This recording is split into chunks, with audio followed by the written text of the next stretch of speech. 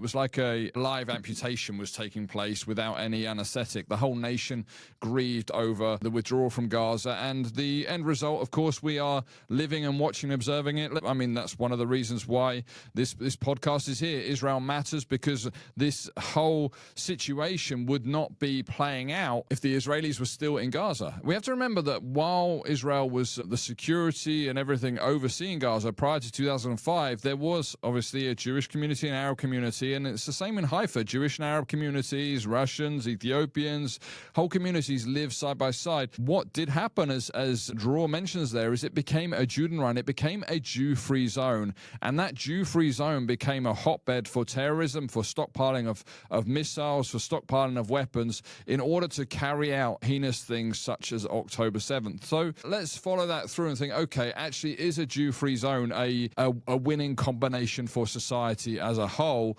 or is this something that actually we need to be, okay, it is possible for Jew and Arab to live together in peace. It is possible. It does happen. I know friends who are Arabs from Bethlehem and elsewhere who are friends with Jewish people. It's not an impossibility by any stretch. Well, let's look at a couple of scriptures in light of what he shared as well. In Jeremiah 6:14 and 16, it says, "They dress the wound of my people as though it were not serious. Peace, peace, they say, when there is no peace."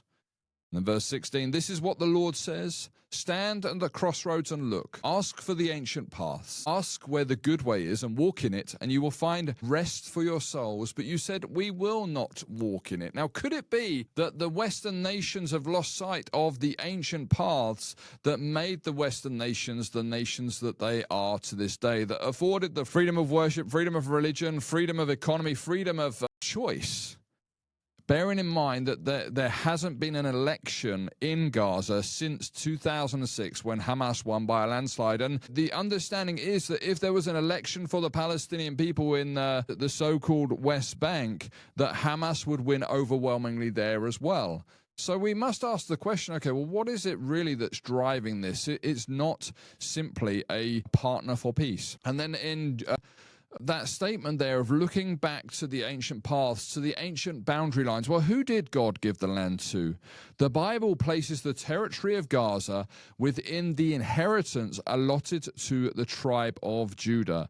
You can see that in Joshua 13, verse 1 to 3, and Joshua 15, 21, and Joshua 15, verse 47.